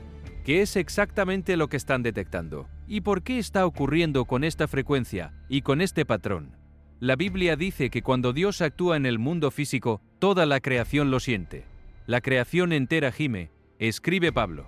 No solo los seres humanos, no solo los creyentes, la creación entera. Y si la creación entera gime, entonces tiene sentido que las partes de esa creación que están más sintonizadas con el mundo físico perciban ese gemido antes de que llegue a los seres humanos, que vivimos envueltos en capas de tecnología y comodidad y pensamiento abstracto que nos han hecho, en cierto sentido, menos sensibles al mundo físico que habitamos. Los animales que abandonaban sus lugares habituales antes de cada evento no estaban profetizando, respondiendo a algo que sus cuerpos registraban con una claridad que ningún instrumento diseñado por el hombre podría igualar. Y en esa respuesta, en esa huida silenciosa y consistente, había una información que cualquier persona honesta debería tomar en serio, que algo de una magnitud inusual estaba ocurriendo, que el entorno en el que vivimos estaba respondiendo a algo, y que era tiempo de prestar atención. La tierra entera estaba hablando. No todos estaban escuchando, pero los animales sí. Y luego, cuando el silencio caía sobre los campos y los pueblos, cuando los pájaros habían partido y los insectos habían enmudecido y hasta el viento parecía haber retirado su voz, ese silencio no era simplemente la ausencia de sonido, era la presencia de algo, la presencia de un espacio que normalmente estaba lleno y que ahora estaba vacío, de una manera que resultaba más elocuente que cualquier ruido, porque el silencio que siguió a la partida de los animales era el silencio de lo que queda cuando todo lo que tiene la capacidad de moverse se ha movido, el escenario vaciado antes de que el evento principal comience. y había algo en ese silencio que tocaba algo muy primitivo en los seres humanos que lo experimentaban. Algo que iba más allá de la curiosidad o del miedo ordinario. Algo que se parecía a lo que los místicos y los contemplativos de todas las tradiciones han descrito como el preludio a la presencia de lo sagrado. El momento en que todo lo habitual se retira y queda solo el espacio vacío que precede a algo que no puede anticiparse completamente. No todos lo interpretaban de esa manera. Para la mayoría, era simplemente extraño, inquietante, algo para capturar con el teléfono y compartir en las redes sociales. Pero, para algunos, para los que tenían oídos para escuchar, ese silencio era un umbral. El umbral entre el mundo ordinario tal como lo conocemos y algo que está tratando de entrar por la puerta que el silencio abre, antes del amanecer, cuando los residentes a lo largo de la playa de Malibú, en el sur de California, fueron atraídos a la orilla por un extraño resplandor brillante. Pensaron al principio que era nada más que la primera luz del día danzando sobre las olas del Pacífico, hermoso, casi hipnótico. Pero lo que siguió no fue para nada ordinario. En cuestión de momentos, el suave destello estalló en algo que ninguno de los presentes tenía palabras para describir. Las llamas brotaron de repente en la superficie del océano, extendiéndose en patrones salvajes y erráticos. Brillantes lenguas de fuego naranja se rizaron hacia arriba, parpadeando y danzando como si el propio mar estuviera ardiendo desde adentro. Los videos capturados por los desconcertados espectadores se extendieron instantáneamente por las redes sociales. Podías escuchar la incredulidad en sus voces, esa mezcla de miedo y fascinación de quien está viendo algo que sus ojos registran, pero que su mente se niega a aceptar como real. Los testigos describieron un calor intenso irradiando del agua, suficientemente fuerte como para que las personas de pie, en la arena, a decenas de metros de distancia, lo sintieran en sus rostros. Las líneas de emergencia se inundaron de llamadas. La Guardia Costera llegó a la escena esperando encontrar un derrame de petróleo, un buque hundido o algún tipo de fuga química. Lo que encontraron solo profundizó el misterio. Sin petróleo, sin combustible, sin naufragio, sin fuente industrial de ningún tipo. Después de realizar todas las pruebas disponibles, los funcionarios se vieron obligados a hacer una admisión rara vez escuchada en los informes científicos. No tenemos explicación para este evento. Las llamas desafiaron el viento y la marea, ardiendo con fiereza durante casi 20 minutos antes de desvanecerse tan repentinamente como habían aparecido, dejando atrás solo espeso humo que se desplazaba sobre el Pacífico y una franja costera llena de personas conmocionadas que seguían mirando el agua como si esperaran que ocurriera de nuevo. Los expertos propusieron teorías que iban desde liberaciones de gas metano hasta raras reacciones bioluminiscentes combinadas con actividad eléctrica, pero ninguna podía explicar adecuadamente el fuego persistiendo en agua salada con esa intensidad y durante ese tiempo. Entre quienes recurren a las escrituras en momentos desconcertantes, el evento portaba una resonancia poderosa. En la Biblia, el agua es con mayor frecuencia un símbolo de vida, limpieza y paz. Sin embargo, en esa mañana, el Pacífico ardió, una inversión que se sintió como una advertencia escrita en el lenguaje más antiguo que existe. Muchos recordaron pasajes de Apocalipsis y de Lucas. Habrá señales en el sol, la luna y las estrellas. En la tierra, angustia de las naciones con perplejidad por el estruendo del mar y de las olas. A lo largo del Antiguo Testamento, el agua nunca es neutral. Es un instrumento en la mano de Dios, a veces trayendo vida, a veces trayendo juicio. En los días de Noé, las aguas subieron por mandato divino. En Egipto, el Nilo fue transformado en sangre, convirtiendo lo que sustentaba a una nación en algo intocable y horroroso. Cuando el agua cambia su propia naturaleza, las escrituras muestran que eso nunca ocurre sin significado. Mientras California todavía profesaba el impactante espectáculo de las aguas ardiendo frente a su costa, un fenómeno igualmente inexplicable golpeó el estado. Justo minutos después de que el Océano Pacífico se incendiara frente a Malibú, miles de residentes en todo el sur y el centro de California fueron sacudidos bruscamente mientras sus hogares y pueblos comenzaban a temblar. No eran terremotos ordinarios. No había advertencia, no había epicentro claro y no había réplicas tradicionales.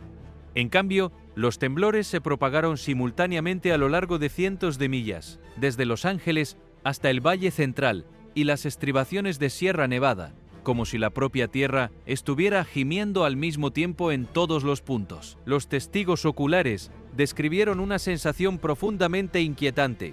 Las paredes vibraron, las ventanas traquetearon, las arañas oscilaron y los perros aullaron de miedo. En barrios desde Pasadena hasta Fresno, las familias salieron corriendo a las calles en sus pijamas, algunos orando, otros simplemente de pie, en un silencio atónito, mirándose unos a otros sin saber qué decir. Una mujer en Bakersfield dijo: «Sentí como si la tierra tomara un respiro profundo y luego suspirara debajo de nosotros».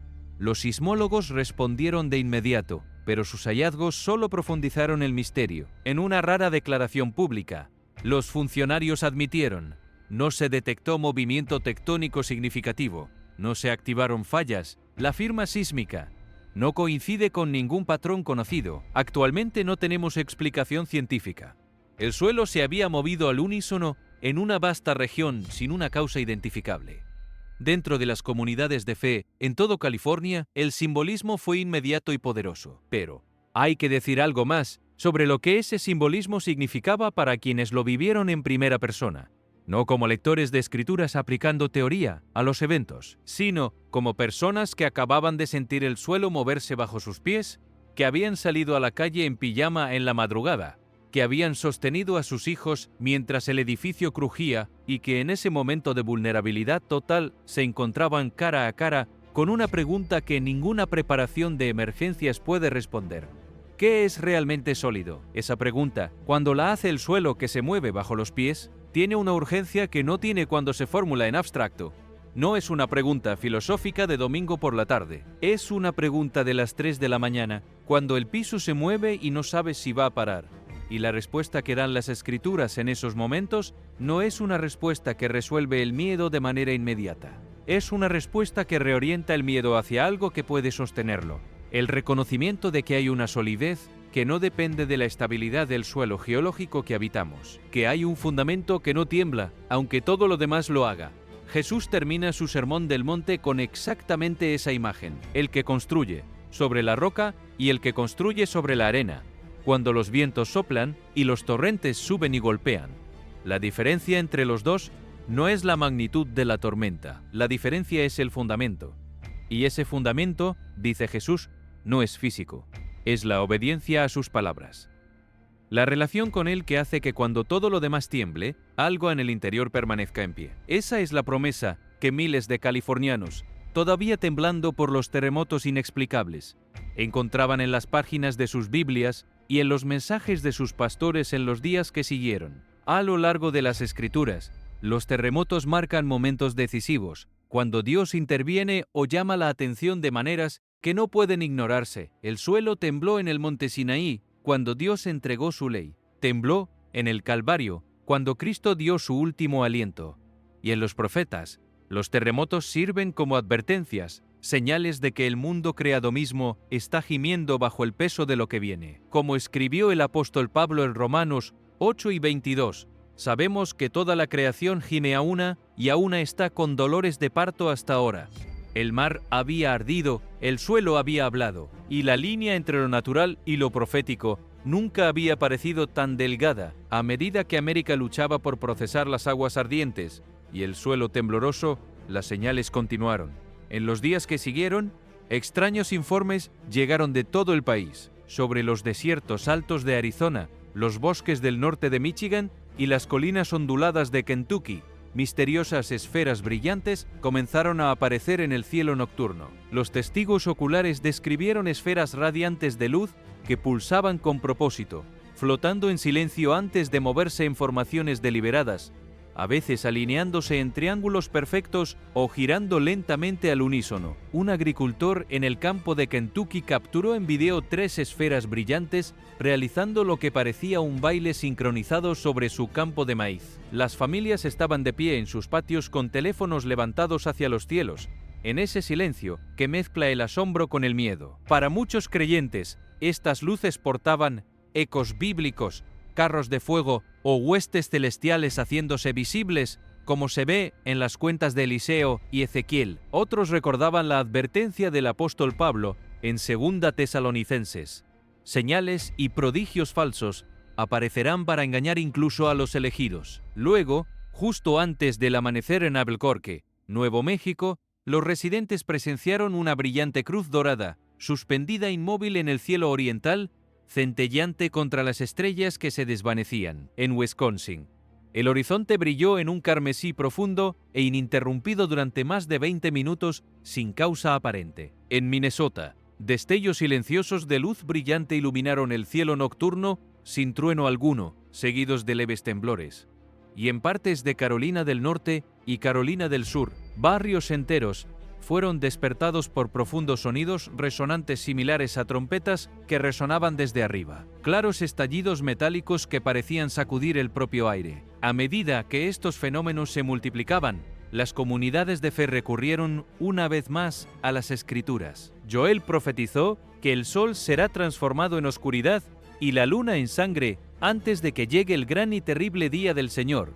El Apocalipsis describe el sonar de trompetas como advertencias y anuncios de lo que viene. Para los escépticos, estas permanecen como meras curiosidades o trucos de la luz. Pero, para millones que observan, oran y conectan los puntos, forman una progresión clara, una secuencia de advertencias que se eleva a lo largo de la nación. Aguas ardientes, tierra temblorosa, esferas brillantes, cielos carmesíes, sonidos de trompeta, tomadas juntas, hacen eco de las palabras proféticas antiguas que han perdurado por miles de años. Pensemos, por un momento, en lo que significa ver todas estas cosas juntas. No en aislamiento, no cada fenómeno por separado con su propia ficha técnica y su propio equipo de expertos que lo estudia sin referirse a lo que está ocurriendo en los otros campos, sino juntos. La tormenta y el fuego, y el río, y los árboles, y las criaturas del mar, y el silencio, y los animales que huyen y las luces en el cielo y el suelo que tiembla. Todos en el mismo periodo, todos en la misma nación.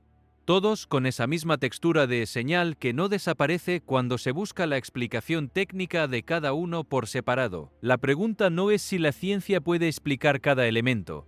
La pregunta es si la suma de todos los elementos tiene una explicación que sea solo científica. Y esa es una pregunta diferente, porque la ciencia es extraordinariamente buena explicando las partes. Pero la parte de la realidad que conecta las partes en un patrón coherente no es territorio exclusivo de la ciencia, pertenece también a otro tipo de conocimiento, un conocimiento más antiguo, menos preciso en sus instrumentos, pero más amplio en su alcance. El conocimiento que viene de haber observado durante siglos la manera en que Dios actúa en la historia y haber encontrado que ciertos patrones se repiten. Uno de esos patrones es este: antes de los grandes momentos de la historia bíblica, la naturaleza responde, no siempre de la misma manera, no siempre con la misma intensidad, pero responde. El suelo tiembla, el cielo se oscurece, las aguas se comportan de maneras inesperadas, los animales reaccionan, el aire cambia, y hay siempre un periodo, antes de que ocurra lo principal, en que la gente que está prestando atención siente que algo está a punto de ocurrir sin poder definir exactamente qué. Es el período de los dolores de parto que Pablo describe en Romanos, la fase anterior al nacimiento en que todo es tensión y expectativa, y el dolor que precede a la llegada de lo nuevo. ¿Estamos en ese periodo ahora? No hay manera de saberlo con la certeza que querríamos, pero hay maneras de prepararse para lo que sea que venga a continuación, independientemente de si ese lo que venga resulta ser un evento bíblico de proporciones épicas o simplemente el próximo capítulo difícil de una historia nacional que lleva tiempo en crisis, porque la preparación que las Escrituras describen no es preparación para un escenario específico, es la preparación del corazón, de las relaciones, de la fe, del carácter. Es la preparación que sirve en cualquier escenario porque enraiza la vida en algo que no depende de las condiciones externas para mantenerse en pie. Eso es lo que los pastores de Pensilvania, de Indiana, de Virginia, de California y de todos los rincones de América estaban diciendo a sus congregaciones en las semanas en que estos eventos se acumulaban. No decían, sabemos exactamente qué va a pasar y aquí está el cronograma. Decían algo mucho más antiguo y mucho más práctico. Es tiempo de volver a la oración, de volver a las Escrituras, de volver a las comunidades de fe, donde la vida se sostiene en compañía, en lugar de en el aislamiento que la cultura moderna promueve, de volver a la pregunta de quiénes somos y para qué estamos aquí, no como ejercicio filosófico, sino como decisión concreta, tomada ahora, en este momento, frente a un mundo que está dando señales de que las cosas no pueden continuar exactamente como estaban. Hay algo en la naturaleza de los momentos así, los momentos en que el mundo ordinario se interrumpe de maneras que no se pueden ignorar, que tiene el potencial de reorientar vidas enteras. Las crisis que sacuden lo que parecía sólido tienen el poder de abrir espacios que la comodidad mantenía cerrados. El espacio para la pregunta más profunda, el espacio para la honestidad consigo mismo, el espacio para el reconocimiento de que la vida que se estaba viviendo tenía algo importante que faltaba, y que ese algo tiene nombre, porque en última instancia, eso es lo que todas las señales que la tierra y el cielo de América han estado dando apuntan hacia, no hacia el miedo, sino hacia el regreso, no hacia la desesperanza, sino hacia la reorientación, no hacia el fin de algo, sino hacia el comienzo de algo diferente, algo que requiere primero dejar atrás lo que estaba ocupando el espacio. Los dolores de parto no son el fin del embarazo, son el comienzo del nacimiento, y nadie que haya estado presente en un nacimiento puede confundirlos con la muerte, aunque en el momento más intenso puedan sentirse así. A lo largo de América, la cascada de señales extrañas envió ondas a través de cada comunidad. En las playas de los Outer Banks, de Carolina del Norte, las familias se reunieron mucho después de que las misteriosas luces se hubieran desvanecido, sosteniéndose fuertemente unas a otras. Algunos se arrodillaron en oración espontánea en la arena. Los videos capturaron a niños señalando hacia arriba, con miedo mientras los padres susurraban palabras de consuelo. «Nunca hemos visto nada como esto», dijo una madre con la voz temblando. «Siento que el cielo y el mar están tratando de decirnos algo». En Indiana y Illinois, las iglesias se llenaron más allá de su capacidad los domingos por la mañana. Los asistentes regulares se sentaron junto a recién llegados atraídos por la ansiedad y la curiosidad. Los pastores dejaron de lado sus mensajes planificados y hablaron con una urgencia que sus congregaciones no habían escuchado en mucho tiempo. Un predicador en una pequeña iglesia de Indianápolis le dijo a su congregación: «El Señor está sacudiendo esta nación. La pregunta es, ¿escucharemos o miraremos hacia otro lado?». Las redes sociales explotaron con testimonios, debates y preguntas que ningún algoritmo podía responder. No toda reacción fue de miedo. Eso es algo que vale la pena señalar con claridad, porque la narrativa fácil en torno a estos eventos es la narrativa del pánico y del colapso. Pero lo que ocurrió en muchas comunidades americanas no fue eso. Fue algo más parecido a un despertar. Un sacudir el polvo de cosas que habían quedado dormidas bajo el peso de la rutina y la comodidad. En parques de ciudades de Virginia y Ohio, se formaron reuniones espontáneas de oración donde vecinos que apenas se conocían entre sí compartieron comida, se ofrecieron consuelo y oraron juntos. En Richmond, Virginia, la visión de una cruz brillante en el cielo hizo que el tráfico se detuviera mientras los conductores se orillaban, algunos llorando abiertamente. En el campo de Illinois, el cielo rojo sangre de la tarde dejó un silencio sobre los pequeños pueblos que muchos describieron como extrañamente sagrado, y los profundos sonidos parecidos a trompetas escuchados sobre partes de Michigan y Kentucky enviaron escalofríos por los vecindarios, llevando a familias a reunirse y orar de manera inmediata. A medida que las señales continuaron y las comunidades respondieron con una mezcla de asombro, miedo y fe renovada, preguntas más profundas presionaron sobre la nación, preguntas que la ciencia y los titulares solos no pueden responder. Las escrituras muestran repetidamente que cuando el orden natural es perturbado, cuando las aguas se comportan de manera antinatural, la tierra tiembla sin causa y los cielos muestran maravillas. Eso tiene un peso espiritual que los instrumentos físicos no miden. Jesús advirtió en Lucas 21, habrá señales en el sol, la luna y las estrellas. Y en la tierra, angustia de las naciones con perplejidad, y el estruendo del mar y de las olas. El libro del Apocalipsis añade visiones de ángeles, trompetas y señales cósmicas llamando a la humanidad a prestar atención antes del juicio y la restauración. Pablo nos recuerda en Romanos que toda la creación gime como en los dolores del parto. Cuando los propios elementos parecen clamar, puede ser una señal de que el mundo entero anhela algo que el mundo solo no puede darse a sí mismo. Esos momentos de comunidad espontánea, de vecinos que se encuentran en el parque con velas encendidas, para orar juntos sin que nadie haya convocado una reunión formal, sin que nadie haya publicado un evento en redes sociales, sin que nadie haya organizado la logística, tienen un poder que es difícil de describir a quien no lo ha vivido, porque en esos momentos todas las divisiones que normalmente separan a las personas, las políticas, las ideológicas, las culturales, las económicas, se disuelven por un instante en algo que es más fundamental que cualquiera de ellas. En esos momentos, lo que queda es la humanidad desnuda, mirando al cielo con la misma pregunta en el corazón, buscando en ese cielo una respuesta que ninguna aplicación de teléfono puede dar. Cuando miramos el panorama global actual,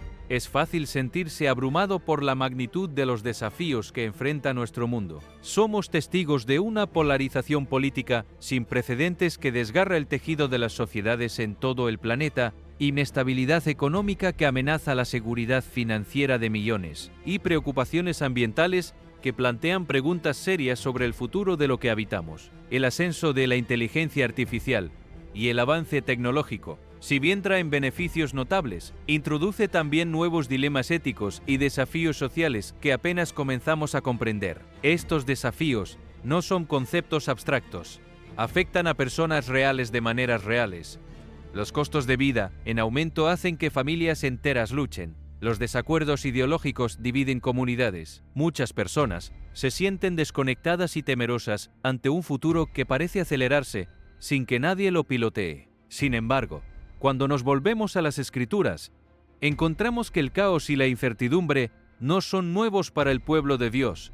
La Biblia está llena de relatos de creyentes que enfrentaron desafíos aparentemente insuperables. Considera a Daniel manteniendo su fe en medio de un imperio hostil, o a la iglesia primitiva que floreció a pesar de la persecución intensa. El Salmo 46, 1 de marzo nos recuerda: Dios es nuestro amparo y fortaleza, nuestro pronto auxilio en las tribulaciones. Por tanto, no temeremos, aunque la tierra sea removida y se traspasen los montes al corazón del mar, aunque bramen y se turben sus aguas, y tiemblen los montes a causa de su braveza. En el reino espiritual, los tiempos de caos frecuentemente crean terreno fértil para la guerra espiritual. El enemigo busca explotar la incertidumbre y el miedo, usándolos para sembrar dudas, división y desesperación entre los creyentes. Como nos recuerda 2 de Corintios 14:5, las armas de nuestra milicia no son carnales, sino poderosas en Dios para la destrucción de fortalezas. La soberanía de Dios proporciona una base sólida para nuestra esperanza frente a las incertidumbres del mundo. A pesar de la confusión en los titulares y la ansiedad en las redes sociales, podemos consolarnos en el hecho de que ninguno de estos eventos ha tomado a Dios por sorpresa. Según Isaías 46:10, Dios predice el fin desde el principio, un recordatorio de que incluso lo que parece caótico para nosotros es completamente consistente con su plan. La oración debe ser una disciplina espiritual y un salvavidas en estos tiempos. A través de ella, ganamos perspectiva más allá de nuestras circunstancias inmediatas, encontrando paz que desafía la explicación lógica. La importancia de la comunidad cristiana tampoco puede subestimarse. Mientras el mundo promueve el individualismo y la autosuficiencia, el diseño de Dios para su pueblo siempre ha sido la comunidad. En la auténtica comunión cristiana, encontramos aliento cuando nuestra fe vacila, sabiduría cuando enfrentamos decisiones difíciles y apoyo práctico cuando las circunstancias nos abruman. La Iglesia tiene una oportunidad única en estos tiempos desafiantes para demostrar el poder transformador del Evangelio. Cuando la sociedad está marcada por el miedo, podemos mostrar paz sobrenatural. Cuando la división parece inevitable, podemos modelar la unidad en la diversidad.